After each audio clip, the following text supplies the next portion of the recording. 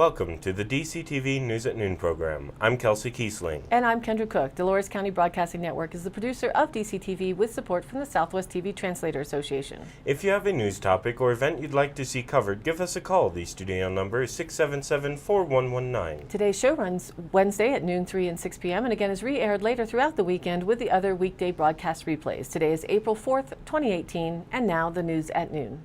Reported by the Durango Herald, scientists have the dirt on the rubber ducky. Those cute yellow bath time toys are, as parents have long suspected, a haven for nasty bugs. Swiss and American researchers counted the microbes swimming inside the toys and say the murky liquid released when ducks were squeezed contained potentially pathogenic bacteria in 4 out of the 5 toys studied. The bacteria found included Legionella and Pseudomonas aeruginosa, a bacterium that is often implicated in hospital-acquired infections, the authors said in a statement. The study by the Swiss Federal Institute of Aquatic Science and Technology, ETH Zurich, and the University of Illinois was published Tuesday in the journal Biofilms and Microbiomes. It's billed as one of the first in-depth scientific examinations of its kind. They turned up a strikingly high volume, up to 75 million cells per square centimeter, and a variety of bacteria and fungus in the ducks. Tap water doesn't usually foster the growth of bacteria, the scientists said, but low-quality polymers in the plastic materials give them the nutrients they need. Bodily fluids like urine and sweat, as well as contaminants and even soap in bathwater, add microbes and nutrients like nitrogen and phosphorus and create balmy brine for bacteria. We've found very big differences between different bath animals, said microbiologist and lead study author Lisa New, alluding to other types of bath toys like rubber crocodiles that also were examined. One of the reasons was the material, because it releases carbon that can serve as food for the bacteria. While certain amounts of bacteria can help strengthen children's immune systems, they can also lead to eye, ear, and intestinal infections, the researchers said. Among the vulnerable users, children who may enjoy squirting water from bath toys into their faces, a statement from the institute said. The scientists, who received funding from the Swiss government as part of broader research into household objects, say using higher quality polymers to make the ducks could prevent bacterial and fungal growth. The Swiss government isn't making any recommendations at this stage. From the town of Dove Creek, the unofficial abstract of votes cast in Tuesday's election shows the unopposed candidate for mayor, Brett D. Martin, with 140 votes. And in a move that would speak loudly that the voters wanted change, all of the top 4 trustee candidates will be new to the board. The top 4 trustees unofficially indicate that they may be Grant A. Allen with 112 votes, Rick Gersh 98, Levi Garcher 87, and Charlotte Miller with 79. The remaining results unofficially show that Jeff Carhart received 69 votes, Tori Davis 66, and incumbents Julie Hemphill 22 and Yvonne Boyd 17. Reported from the Journal, Cortez voters approved a measure to extend and reduce the sales tax that funds the Cortez Recreational Center. It will be reduced from the current tax rate of 0.55% to 0.35%, and also voted in board members for local towns, including a new mayor for Dolores. In Cortez, 8 candidates, including 2 incumbents, ran for 5 open seats on the city council. Incumbents Orly Lucero and Jill Carlson were both re-elected. Voters also elected new council members Michael Levy, Gary Noyes, and Sue Betts. Mancos voters re-elected 2 incumbents along with 2 new board members. Incumbents Cindy Simpson and Fred Brooks were re-elected. Voters also elected new board members Betsy Harrison and Brent McWhirter. In Dolores, voters selected Chad Wheelis for mayor. He earned 154 votes to Jerry Whitehead's 119. Wheelis will serve a 2-year term. The winning candidates for the 4 positions on the Dolores Town Board are Tracy Murphy, Jennifer Stark, Melissa Waters, and Val Trulson. According to the Durango Herald, infants who are given antacids like Zantac or Pepcid are more likely to develop childhood allergies, perhaps because these drugs may alter their gut bacteria, a new large study suggests. Early use of antibiotics also raised the chances of allergies in the study of nearly 800,000 children. Researchers combed the health records of kids born between 2001 and 2013 and covered by TRICARE, an insurance program for active duty and retired military personnel and their families. A surprising 9% of babies received antacid, reflecting the popularity of treating reflux in infancy. Over 4 years, more than half of all the children developed allergies to foods or medications, rashes, asthma, hay fever, or other allergic diseases. The study couldn't prove causes, but the connection with antacids and antibiotics was striking. For children who received an antacid during their first 6 months, the chances of developing a food allergy doubled. The chances of developing a severe allergic reaction called anaphylaxis or hay fever were about 50% higher for babies who received antibiotics. The chances doubled for asthma and were at least 50% higher for hay fever and anaphylaxis.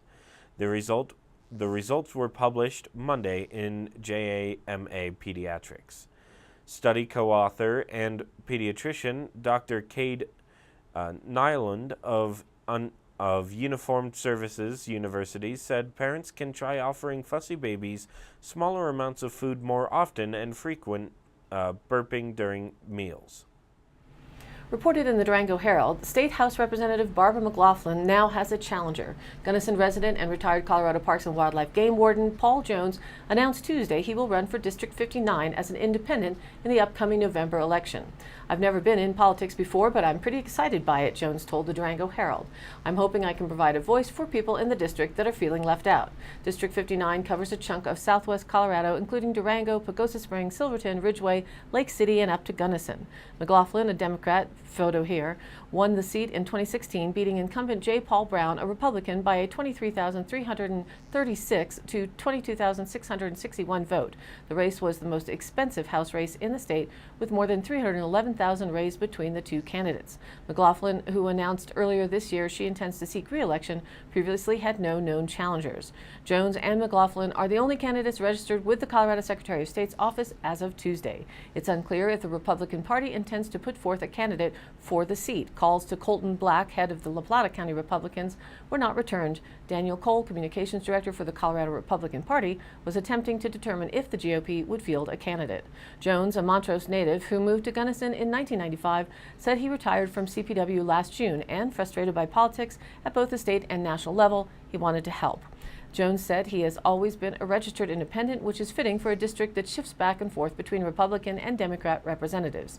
We have a very diverse population with diverse needs, and ideological approaches to solving problems usually leaves a lot of people frustrated and out in the cold, he said. Balanced solutions are usually the best ideas. Among other issues, Jones said he sees education in rural Colorado as a major problem. We're raising our kids in these communities, but there's really no financial opportunities for them to stay, he said, and the cost of living has increased, but economic opportunity seems to be slow. Jones also said the middle class seems to be lagging behind, and he hopes to restore small business growth and incentives for starting new businesses and strengthening existing businesses. Of environmental and natural resources, Jones says on his website that all users of Colorado's lands, including hunters, kayakers, and ranchers, need to come together and protect public and private lands. McLaughlin did not immediately return calls Tuesday seeking comment. Reported by the Cortez Journal, the Colorado Department of Transportation and Medved Global will begin work on Monday, April 9th, to improve accessibility for people with disabilities in the south section of downtown Dolores. Curb ramps will be constructed at 8 locations along Colorado Highway 145 from 2nd Street to 8th Street, as well as the intersections of 14th and 19th, CDOT said in a news release. The project is part of an $85 million statewide initiative funded by the Colorado State Transportation Commission to provide functional accessibility to all travelers using state highways. Dolores is one of the first communities this spring to be upgraded with features that observe the Americans with Disabilities Act. Because Colorado 145 is a wide road allowing for ample workspace, travel impacts are expected to be minimal. There is a possibility of one-lane closures, but Medved Global, the prime contractor for the project, is optimistic that this will not create delays for travelers, CDOT said. However, any significant impact will be announced via email and on the project website. The community is encouraged to sign up for notifications. The project is expected to be completed in 50 days. Normal working hours will be from 7 a.m. to 7 p.m. Monday through Friday, and extended and weekend hours if needed. And now let's take a look at the weather. In the National Weather Outlook map, courtesy NOAA and the National Weather Service, you can see that the band of storms from yesterday are now reaching from the southeast and Gulf coastline across Florida and all the way up to New England, with continued rains and thunderstorms, with a snow and rain mix over the Great Lakes region and into the rest of New England that doesn't already have rain. The central U.S. is drying out, as well as the southwest and southern west coast. The next storm moving across the country is the one that started up in the Pacific Northwest. It's bringing snow down to the Intermountain West and perhaps some snow into the northern Colorado Rockies. Which brings us to the regional weather, with a hazardous weather outlook stating a few showers are possible today over the Park Range of the northern mountains, but little is expected in the way of accumulation. Clouds will increase from north to south today, and a wave will bring some snow to the mountains late Thursday night into Friday, but a much more potent system will move in over the weekend. This system for now looks to bring quite a bit of moisture to the region Saturday into Sunday, with mountain snows and valley rains possible. An unsettled end to the week looks more and more likely at this point. So let's see what the DCTV 5-day outlook is for now, showing us today increasing clouds with a high near 58, south-southwest winds 5 to 10 miles an hour tonight, mostly cloudy, and then gradually becoming mostly clear with a low around 36 degrees, west winds 5 to 10 miles an hour, becoming northeast after midnight. Thursday partly sunny with a high near 63, north winds 5 to 10 miles an hour, becoming west in the afternoon. Thursday night mostly cloudy with a low around 40, west winds 5 to 10 miles an hour, becoming light and variable. For us, the possible rains may start on Friday with a 30% chance of showers before noon, mostly cloudy with a high near 65, south winds 5 to 10 miles an hour, becoming north in the morning. Friday night mostly cloudy with a low around 40. Saturday locally just a 20% chance of showers is indicated for the afternoon, mostly cloudy with a high near 68, and then Saturday night a chance of showers and thunderstorms, mostly cloudy with a low around 41 degrees and that dreaded word breezy. And then Sunday it'll clear up, mostly sunny with a high near 58, Sunday night mostly clear with a low around 30, and right now Monday's looking sunny with a high near 60 degrees, Monday night mostly clear with a low around 33. And now back to the news. According to the Durango Herald, Bayfield preschoolers peered curiously at purple cauliflower and munched on kiwi fruit during a recent food exploration class. Pine River Shares volunteer Susan Fisher encouraged students to smell and break apart produce even if they were dubious about tasting it. Blueberries appeared on their plates last, to the delight of some students. Some students left food on their plates, but exposing students' palates to new flavors makes them more likely to eat healthier later, said Pine River Shares coordinator Pam Wilhoit.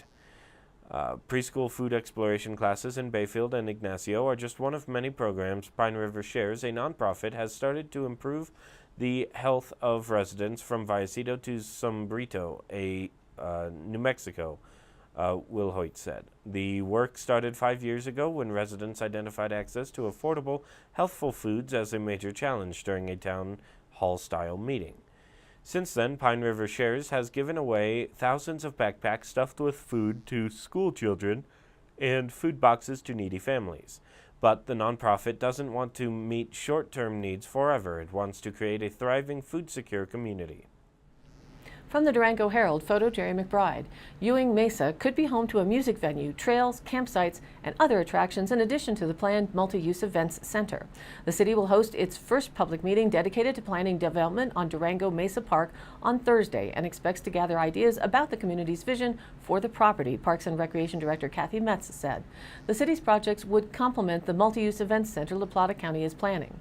The county is planning to develop about 200 acres, which leaves about 1,650 acres that could be used for other purposes.